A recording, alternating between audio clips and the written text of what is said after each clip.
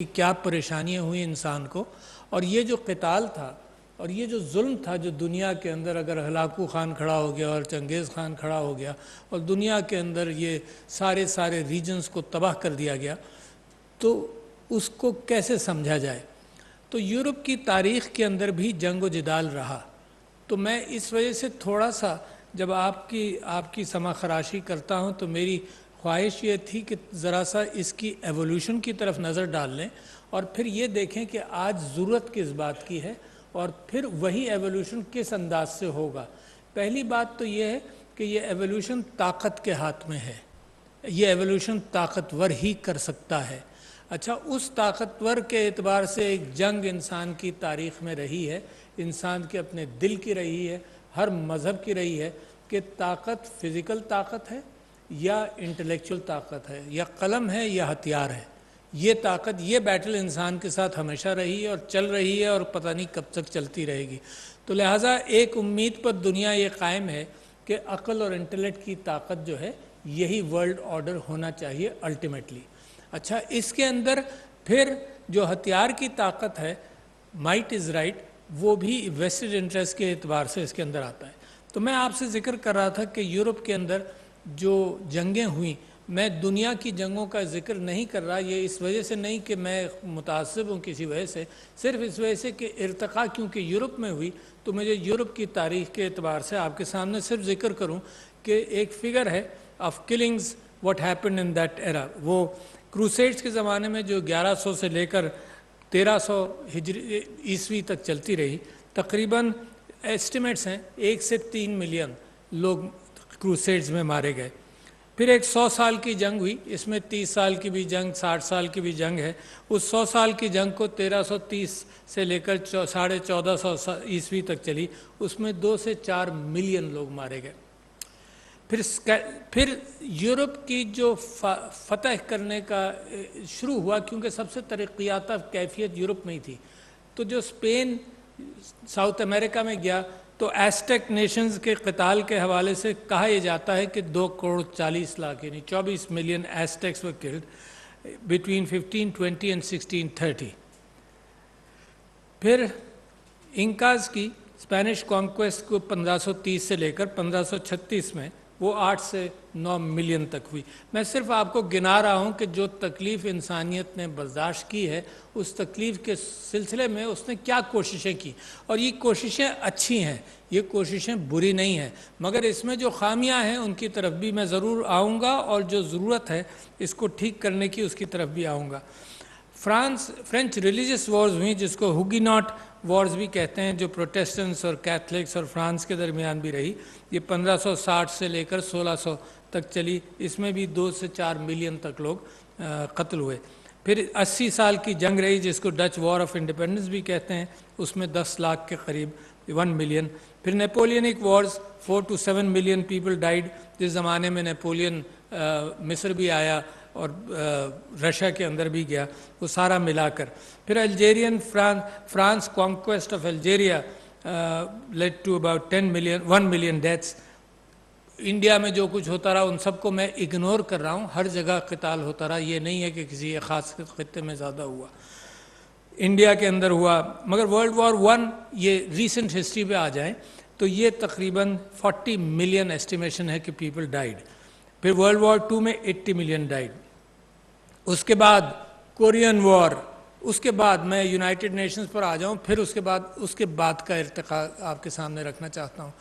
हुआ ये कि यूरोप के अंदर ये जब सब कुछ होता रहा तो नेशंस इकट्ठा हुई और एक Westphalian treaty, 2 Westphalian treaty sign हुई और वो अच्छी थी। वहाँ से नेशन स्टेट भी का कॉन्सेप्ट भी उभरा। पहले नेशन स्टेट्स का कॉन्सेप्ट ऐसा नहीं था, नेशन स्टेट्स का कॉन्सेप्ट उभरा और वेस्टफेलियन ट्रीटीज़ ने ये तय किया कि हथियार जो है वो सिर्फ नेशन के पास रहेगा, जो गवर्नमेंट है उस मुल्क की, हथियार का इस्तेमाल उसको हक मिलता है हथियार का इस्तेमाल करने का। कुछ बॉर्डर्स हैं और उन बॉर्डर्स को भी डिफ़ाइन किया और उन बॉर्डर्स के अंदर दूसरी कौम को हथियार या जंग करने की इजाज़त नहीं होगी। तो this was reasonably good progress and it was decided based on the experience of the Wars which were happening in Europe. अच्छा, इसके बावजूद जंगें होती रहीं क्योंकि ट्रीटीज़ होती थी, फिर वेस्टेड इंटरेस्ट उसको ओवरशाइन कर जाते थे, और लिहाजा फिर एक इर्तिकाई कैफियत और आई जिसके अंदर before the first world war शुरू हुई, जिसके अंदर मैं टॉल्स्टॉय का नाम लूँगा क्योंकि यंग टॉल्स्टॉय 1851 के अंदर एक जंग के अंदर गया रूस की तरफ से, और he was shocked, he was a thinker, he was a writer, बड़ा मशहूर है, अन्ना करेनिना भी उसकी किताब है। वो बड़ा शॉक हुआ कि लोग मर रहे हैं, बदबू है खून की, लाशें हैं, हथियार पड़े हुए हैं और हाथ पड़े हुए हैं, टांगें पड़ी हुई हैं, सर अलग कटे हुए हैं। फिर जनाब अचानक एक झंडा, सीज फायर का सफ़ेद रंग का झंडा, सिर्फ इसलिए कि निकल आओ इस वक्त अमन है, सबको दफन कर लो। और दफन करने के बाद बड़ी कर्टिसी के साथ सब दफन हुए, कम्युनिकेट भी कर लिया इधर उधर, फिर वापस वही कैफियत के मारना पीटना फिर शुरू कर दिया। तो he was shocked and surprise. तो टॉल्स्टॉय ने और बहुत सारे और लोगों ने उसके बाद नो वॉर का कॉन्सेप्ट शुरू किया। उसने कहा कोई जंग, जैसे आपने डॉक्टर साहब आपने अभी ये बात कही कि कोई वॉर ऐसी नहीं है जिसने खराबिया पैदा ना किया हो, जिसने जुल्म, बहाना कुछ भी हो। देखिए जंग की शुरुआत का आर्गुमेंट एक बड़ा जज्बाती सा होता है? अच्छा, वो जज्बात नेशन के ऊपर, कबीले के ऊपर या मज़हब के ऊपर एक्सप्लॉइट किया जाता है। ये एक्सप्लॉइटेशन जो है नया नहीं है। अगर आप ये समझें कि आजकल का सोशल मीडिया इसको एक्सप्लॉइट करता है, ये इंसान के जज्बात को एक्सप्लॉइट हमेशा किया गया जंग के लिए, नफ़रत बढ़ाने के लिए। नफ़रत बढ़ाए बगैर जंग नहीं हो सकती, फोबियाज़ क्रिएट किए बगैर जंग नहीं हो सकती। फोबियाज़ ये कि अगर हमने ये नहीं किया तो ये हो जाएगा, एग्जैजरेशन के बगैर जंग नहीं हो सकती, चाहे वो वेपन्स ऑफ मास डिस्ट्रक्शन हो या थ्रू आउट हिस्ट्री आप देख लिए, चाहे गल्फ ऑफ टॉन्किन का इंसिडेंट हो, एनीथिंग, है ना। There are numerous examples of phobias which were created. अच्छा, मगर एक एंकर था, एक एंकर इंसान की तारीख में हमेशा था। अच्छा, उस एंकर के साथ भी एक गड़बड़ हो गया। एंकर था कि जब इंसान को कहीं से ह्यूमैनिटेरियनिज्म की कैफियत तो बाद में पैदा हुई कि बग़ैर मज़हब के भी इंसानी मोहब्बत को एक मज़हब समझ लिया जाए, मगर उससे पहले मज़हब एक एंकर था जिसमें जुल्म और तशद्दुद के ख़िलाफ़ हर मज़हब ने, यानी बाज़ तो बड़े एक्सट्रीम्स पर गए, बुद्धिस्ट, यदि कुछ नहीं, इंसान क्या कीड़ा भी नहीं मारना। हज़रत ईसा जिनका सबसे बड़ा इन्फ्लुएंस यूरोपियन क्रिश्चियनिटी पर रहा है और सारी क्रिश्चियनिटी पर रहा, मुसलमानों पर भी रहा, वो उनका वो एंकर जो था बाइबल का, वो ये था कि अगर कोई झगड़ा करे तो उससे विड्रॉ करो, अगर कोई थप्पड़ मारे तो ऑफर द अदर चीक, ठीक है ना। तो वो भी था वहाँ पर, वो एंकर था यूरोप के अंदर। मगर जब ये जंग जदल हुआ तो इसके अंदर क्योंकि church as a state Europe के अंदर मौजूद था, तो वहाँ भी एक रिजेंटमेंट था। मार्टिन लूथर उठा, उसने ट्रीटाइजेस लिखी बड़ी रिफॉर्मेशन ऑफ द चर्च के हवाले से। और मार्टिन लूथर आज की हिस्ट्री के एतबार से भी देख लिए कि एक तासुब यहूदियों के ख़िलाफ़ चल रहा था। उसने बहुत सारी ट्रीटाइजेस लिखी जिसके अंदर 22 उसने लिखी अगेंस्ट द जूज़। और जूज़ का एक्चुअली नहीं, मैं सिर्फ पानी वो टिश्यू चाह रहा था, थैंक यू। जूज़ के एक रिजेंटमेंट था यूरोप के अंदर जूज़ के साथ जो बहुत पुराना था। मुसलमानों का रिजेंटमेंट जूज़ के साथ कोई नहीं था, बल्कि अगर आप अंदलुस और एनातोलिया की, दोनों की, स्पेन की और तुर्की की उस्मानी सल्तनत की तारीख़ देखें तो सबसे बड़ा यहूदी शहर एक ज़माने में बुसरा था जो तुर्की के अंदर था, कि सारे यहूदी वहाँ पनाह लेते थे। फिर स्पेन के अंदर भी यहूदी बड़ी इंपॉर्टेंट पोजीशंस पर थे, और मेमोनाइस जो एक फ़लसफ़ी भी था, यहूदी फ़लसफ़ी भी था, ही वॉज अ फिजिशियन, वो सुल्तान सलाहुद्दीन अय्यूबी का भी फिजिशियन बना। तो यूरोप के अंदर एक अंडर करंट, एक तासुब का ये चल रहा था, जिसके नतीजे में अल्टीमेटली एक उसको इस्तेमाल करके उस तासुब को हॉलोकास्ट भी हुआ। मगर मैं आपसे जो जिक्र कर रहा था वो ये कि Christian church was a state by itself in Europe. अच्छा, और उस स्टेट वो टैक्स भी करता था और वॉर्स को स्पॉन्सर भी करता था। क्रूसेड्स के हवाले से भी चर्च का रोल जाहिर है, क्रूसेड्स अकेली नहीं हुई, मुसलमान भी अब यरूशलेम के हवाले से जो जंग थी उसमें यरूशलेम को आज़ाद करने के हवाले से, और but still there are good incidents even of those wars, कि औरतों और बच्चों के साथ क्या सलूक किया जाए। और फिर रिचर्ड द लायन हार्टेड, उसकी भी तारीफ़ थी कि वो भी मुनसिफाना काम करता था। सुल्तान सलाहुद्दीन अय्यूबी की भी तारीफ़ थी कि वो मुनसिफाना काम करते थे। ये जो दो तारीख़ें हैं, ये फिर आगे जाकर मिलती हैं कि ह्यूमेन वॉर कैसे की जाए। मगर मैं टॉल्स्टॉय पर भी आऊँगा वापस। टॉल्स्टॉय और ज़माने में एक नो वॉर मूवमेंट चला। उन्होंने कहा कि जी वॉर होनी नहीं चाहिए। Rather than humanising war through laws कि इंटरनेशनल रेड क्रॉस के लिए इंटरवल मिले, उसको इजाज़त मिले, थ्रू लॉज कि कोई जिनीवा कन्वेंशन जो बाद में इर्तिकाई कैफियत के एतबार से आया कि वॉर को ह्यूमनाइज किया जाए।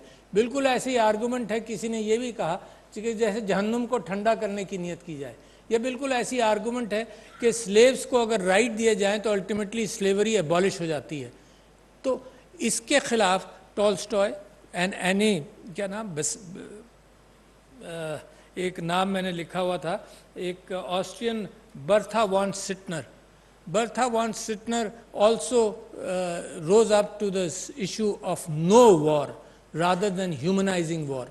और उन्होंने, इन लोगों ने ये काम किया कि अगर तुम ह्यूमनाइज करोगे वॉर तो वॉर एक अंडर रिटन कैफियत रहेगी कि वॉर तो होगी, सिर्फ ह्यूमनाइज कर लो इसको, कम सिविलियन डेथ्स हो, कम बच्चे मारे जाएं, सिविलियन डेथ्स को अवॉइड किया जाए, या वेपन्स ऑफ मास डिस्ट्रक्शन ना इस्तेमाल हों जैसे हिरोशिमा और नागासाकी पर हुए।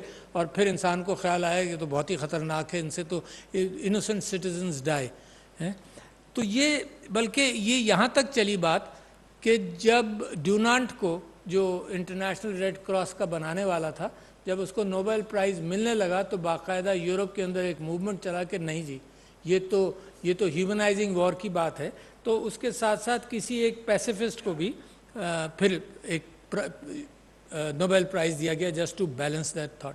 अच्छा, ये जब वॉर्स हो रही थी तो साथ साथ बड़ा, यानी आउटसाइड ऑफ यूरोप भी बड़ा जुल्म था। यानी बेल्जियम का किंग लियोपोल्ड III था, जिसके मुतालिक ये है कि 10 million people died in Congo and Africa in a very short time during his rain, कि पूरी आबादियों को ख़त्म कर दिया जाता था। बाहर सूरत इर्तिका क्या हो रहा था यूरोप के अंदर।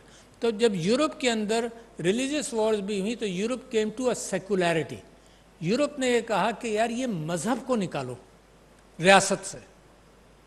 अच्छा, तो भरोसा किस बात पर किया कि ह्यूमैनिटेरियन एंकर होगा, इंसान को अपना एंकर, के हमदर्दी, के क़िताल हो रहा है, बच्चे मारे जा रहे हैं, इस हमदर्दी की बुनियाद पर यह मामला चले। तो मैं आपको ये कह रहा हूँ कि ये चलता रहा पहली जंग अज़ीम और दूसरी जंग अज़ीम के बाद। फिर जिनीवा ये यूनाइटेड नेशंस बनी और इसका इजलास हुआ सैन फ्रांसिस्को में।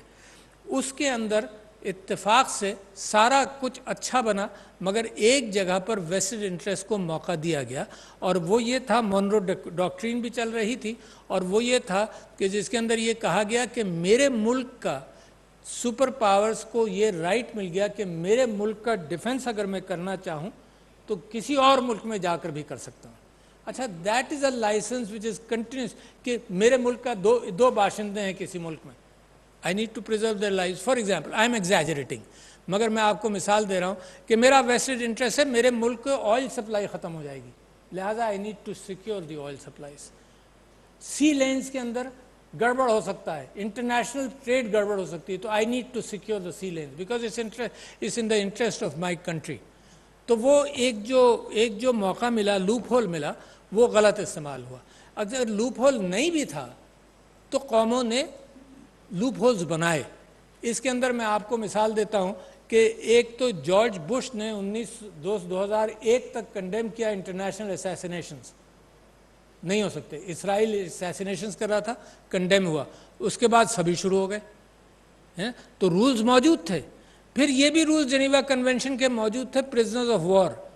अच्छा, एक और कैफियत ये हुई जो आपकी सोच के लिए बड़ी अहम है, और मैं समझता हूँ पाकिस्तानियों की सोच के लिए बड़ी अहम है, कि हमेशा एक आर्गूमेंट इस्तेमाल हुआ कि ये जो लॉज हैं ये रिलीजियस लॉज हैं। मिसाल के तौर पर जो हमदर्दी की कैफियत है वो पढ़े लिखे नहीं, वो क्रिश्चियन सोसाइटी के लिए है, सैवेजेस के लिए वो लॉज नहीं चलेंगे।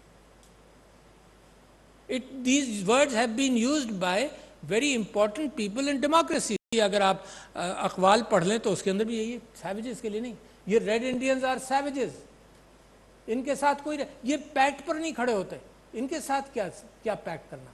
तो सैवेजेस के लिए जो आज तक कहीं कहीं इस्तेमाल हो रही है बात कि तो सैवेजेस हैं, इनको समझाना, इनको रिफॉर्म करना is impossible, they have to be killed. So this is the way somewhere कि यू डीह्यूमनाइज पीपल। जब इंसानी जान की कीमत आप एक जगह यहां ले जाएं जमीन पर और एक जगह आप उठा लें तो फिर इंसाफ नहीं होगा। और आप ये देख रहे हैं दुनिया के अंदर इंसानी जान की कीमत बिल्कुल मुख्तलिफ है। पैन एम का जो क्रैश हुआ, जो जिसकी जिम्मेदारी लीबिया ने कबूल की, उसमें इंसानी जान की कीमत $3 मिलियन पर जो जुर्माना लीबिया ने दिया, $3 मिलियन का दिया, बाकी कहीं कोई कैफियत ही नहीं है।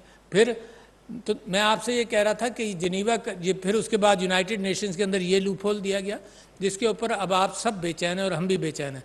मगर अगर यूनाइटेड नेशंस के इर्तिका की बात आती है तो नए वेस्टेड इंटरेस्ट आ जाते हैं। फिर वो वेस्टेड इंटरेस्ट जिसपे मुझे कोई भरोसा नहीं वो आ जाता है। फिर इंडिया आ जाता है कि जी नहीं, मुझे भी वीटो का हक मिलना चाहिए, मुझे भी सीट मिलनी चाहिए। तो ये जो एवोल्यूशन है, अगर यूनाइटेड नेशंस का as a peace keeping body अगर ये एवोल्यूशन है तो ये वेस्टेड इंटरेस्ट के साथ ही शायद इवॉल्व होगा। मुझे अब यकीन नहीं है इस बात का।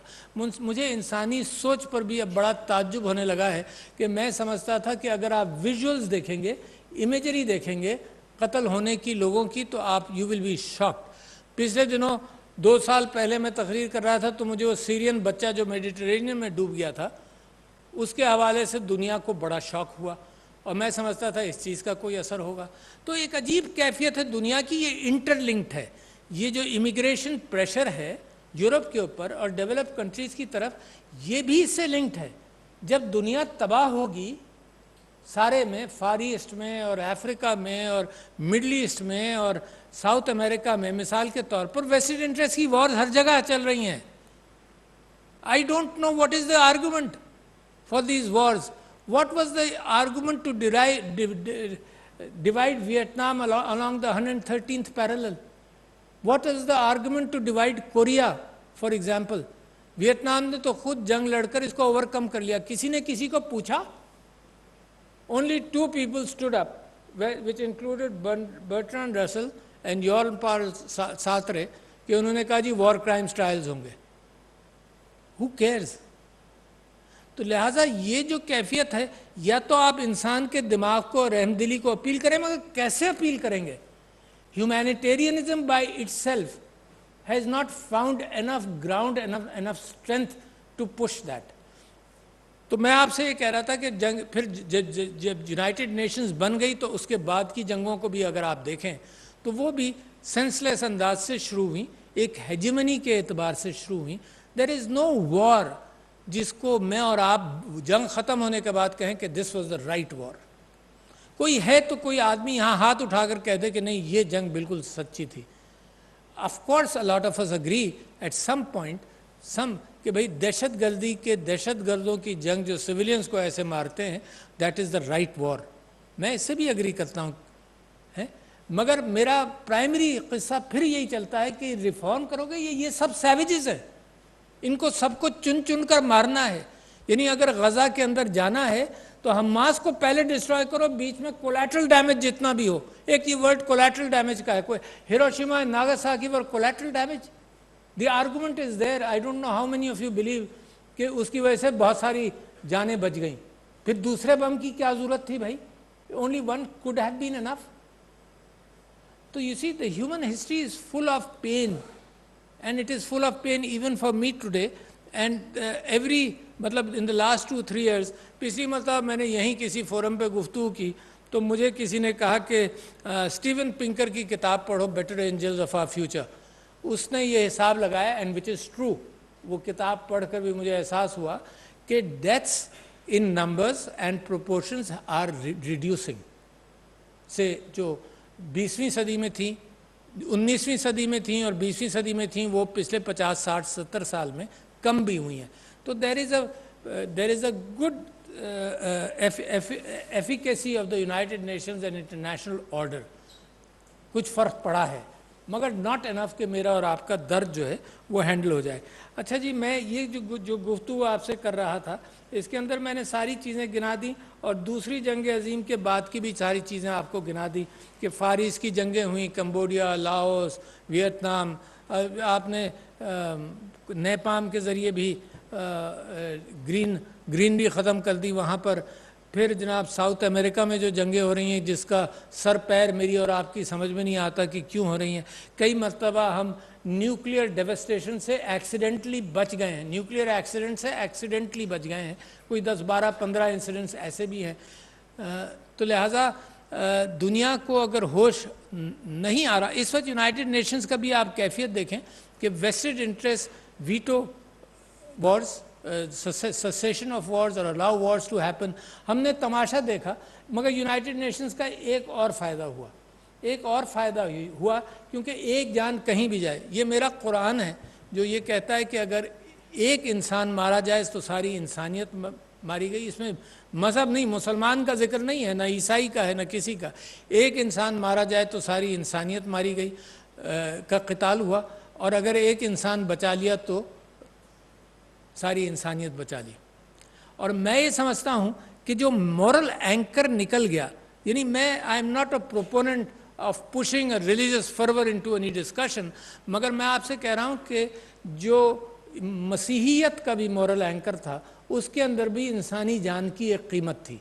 मगर यूरोप अपने इर्तिका की वजह से, अपने रेनेसांस के दौरान जो जंगें चर्च के साथ हुई, तो उसने एक सेकुलरिटी इस्टेब्लिश कर ली, और मैंने ये देखा कि उसका मुतबादिल ह्यूमैनिटेरियन एंकर इतना वाज़ेह नहीं हुआ कि वो इंटरनेशनल डिसीजंस पर असर कर सके।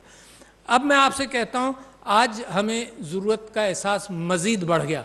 हमेशा ज़रूरत का एहसास रहा, आज कोई अनोखी बात नहीं है।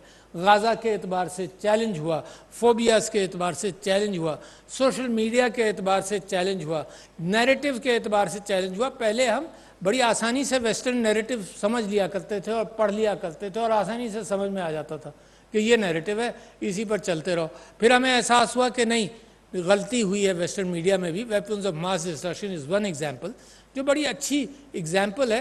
नुकसानदेह क़िताल, सत्यानाश हो गया कौमों का। अफ़गानिस्तान में क्यों जंगें होती रहीं मुझे और आपको नहीं मालूम। अल्टीमेटली वहाँ दहशतगर्द आ गए। आजकल पाकिस्तान भी परेशान, जंगें होती रही ना। कभी ये कहा गया कि रूस का आना तो बड़ा ही ख़तरनाक है भाई, फिर ये हुआ कि अमेरिका का रहना भी बड़ा ख़तरनाक है, वहाँ जंगें शुरू हो गई। वी क्रिएटेड दहशतगर्दी देयर। तो आई डोंट थिंक कि वॉर जो है वो, मिसाल के तौर पर इस वक्त जो गाज़ा में हो रहा है, तो आप क्या समझते हैं जो बाकी फ़लस्तीनी पॉपुलेशन है वो कहेगी भाई give up any struggle for Palestine? Today we have understood that force is mighty, give up all the struggles and come to peace. एक ये सिनारियो है और ये सिनारियो है कि द स्ट्रगल विल कंटिन्यू। मैं मिसाल देता हूँ इंसानी फितरत की कि यहूदियों का स्ट्रगल सेंचुरी से कंटिन्यू हो रहा है, डिस्पाइट द फैक्ट कि 6 million were killed. How shameful for humanity कि जानबूझकर जनाब उनको गैस चैम्बर्स में डालकर उनको मारा गया। How shameful. बट उनके रिजॉल्व का, चाहे मिसप्लेस रिजॉल्व हो, है उसमें कोई कसर आई? Why can't this be an important lesson for humanity? Why you can't do this? It will be a vicious cycle which will continue. अच्छा, जब अगर आप इस एग्रीमेंट पर आ जाएं तो किसी के साथ भी बहस कर लें। मैं समझता हूँ this forum is very good कि यहाँ पर कम से कम डिबेट हो, all points of view are presented है। एंड मैं आपको मिसाल देता हूँ कि मैंने एक डिप्लोमेट से पिछले दिनों पूछा कि तुम्हारे मुल्क ने क्यों सीज़ फायर के ख़िलाफ़ वोट दिया, तो उन्होंने एक बड़ी अच्छी बात कही। उन्होंने कहा कि जी ये हुआ कि हमारे मुल्क ने ये सोचा कि इसराइल हमारा दोस्त है, जब से इसराइल बना है हमारी दोस्ती है, तो हमने उस प्रिंसिपल को अहमियत दी, लिहाजा हमने सीज़ फायर के ख़िलाफ़ वोट किया। तो मैंने कहा चलो तुमने एक उसूल तो ले डाउन किया ना, मगर मैं तुमको मिसाल देता हूँ कि अगर मेरा बच्चा कोई गलत काम करे, खुदा ना खास्ता किसी को कत्ल कर दे और मज़ीद कत्ल करने का इम्कान हो, तो मेरा फ़र्ज़ क्या बनता है कि क्योंकि वो मेरा बच्चा है या मेरा दोस्त है, तो मैं उसको कहूँ कि ठीक है बच्चा, मैं प्रोटेक्ट करता हूँ, है जिनको मारना है जल्दी से कुछ मार लो, या मेरा फ़र्ज़ ये बनता है कि मेरा दोस्त है तो मैं उसको रहनुमाई करूं कि नहीं बेटा ऐसा ना करो। तो ये आर्गुमेंट मेरी समझ में नहीं आता। आप जिस बैकग्राउंड से ले आए, आप इस बैकग्राउंड से भी ले आए कि जी हमास ने हमला किया, मासूम जानें इसराइल में गई, तो मैं तो मासूम जानों के कत्ल के ख़िलाफ़ वैसे ही हूँ, मेरा प्लेटफॉर्म ही यही है कि मगर उस इशू को रिजॉल्व करो। कैंप डेविड अकॉर्ड हुआ, ऑस्लो अकॉर्ड्स हुए, ये तय कर लिया इसराइल ने कि जी हमने नहीं इन पर अमल करना, 2 स्टेट सोल्यूशन हमने नहीं करना।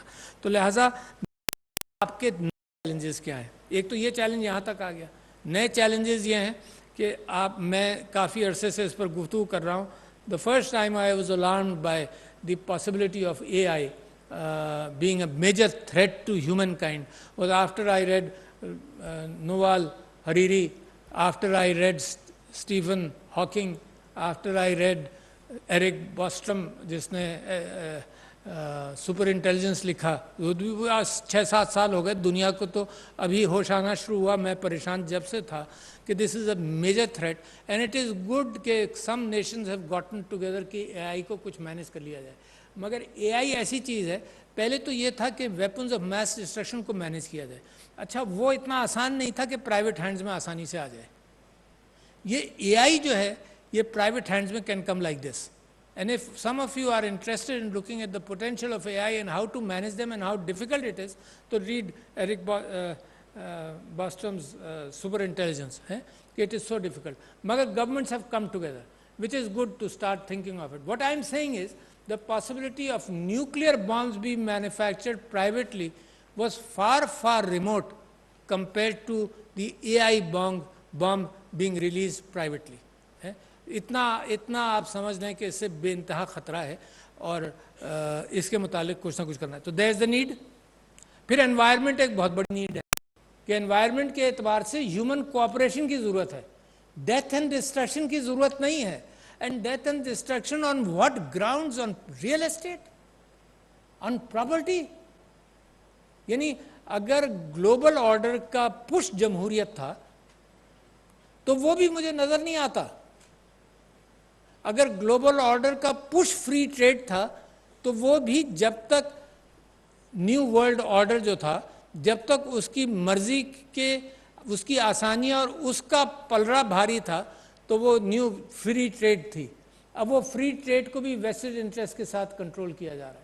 फिर मुख्तलिफ अलायंसेस बन रहे हैं, लाइक अ कैलिडोस्कोप, वो जो खिलौना होता था हम देखते थे ना, एवरी डे यू टर्न, तो डिफरेंट अलायंस बना हुआ होता था। वही इंडिया जो इस पैलेस्टीनियंस के राइट्स पर बड़ी बात करता था, उसने छोड़ा, उसने डंप किया, उसने कहा यहाँ तो कोई फ़ायदा नहीं है, बच्चा कहीं और चल, वो कहीं और जाकर बैठ गया है। तो this is what is happening. तो मैं आपसे कहता हूँ कि एक तो एनवायरनमेंट एक बहुत बड़ा चैलेंज है, यानी जिसके ऊपर एनवायरनमेंट बहुत बड़ा चैलेंज है, डिस्ट्रीब्यूशन ऑफ वेल्थ बहुत बड़ा चैलेंज है। थॉमस पिकेटी की कैपिटल और दूसरी किताबें अगर आप पढ़ें तो आपको अंदाज़ा हो कि डिस्ट्रीब्यूशन ऑफ वेल्थ, एलीट के पास सारी वेल्थ, बिलियनर्स के पास आती जा रही। मुझे एग्जैक्ट फिगर याद नहीं, मगर 10 या 50 बिलियनर्स और 99% of the wealth of the world.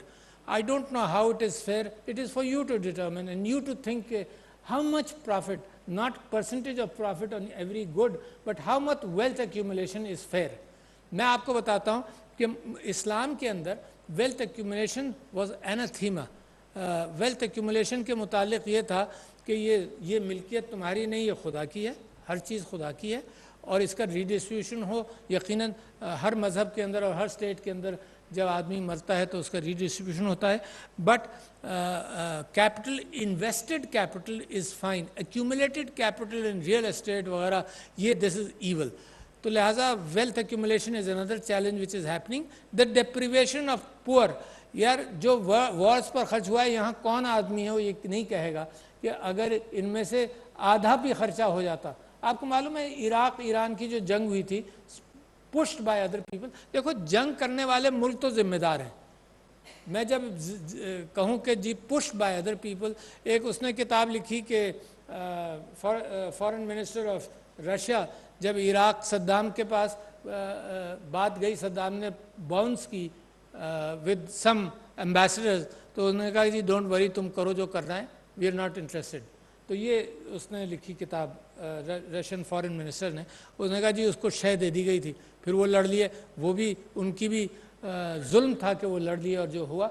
मगर ईरान इराक वॉर का जो एस्टिमेशन था, जो आपस में लड़ रहे थे, वो $700 बिलियन का नुकसान हुआ, 10 लाख के करीब लोग मरे। ये मुसलमानों ने आपस में भी जंगें की, तो मुसलमान भी बिरफ्त नहीं है अगर वो कानून से और इन चीज़ों से हटता है, तो he is not blameless either. मगर ये कि उसके साथ जो बाद में जो कुछ हुआ वो और भी ज़्यादा हुआ। तो लिहाजा मैं आपसे कह रहा हूँ, एक चैलेंज एनवायरनमेंट का आया, I would like to end soon enough quickly. एक चैलेंज, मेरा ये स्टॉप वॉच रुक जाती है तो मुझे अंदाज़ा ही नहीं होता कि मैं कहाँ हूँ। अच्छा जी, एक चैलेंज ये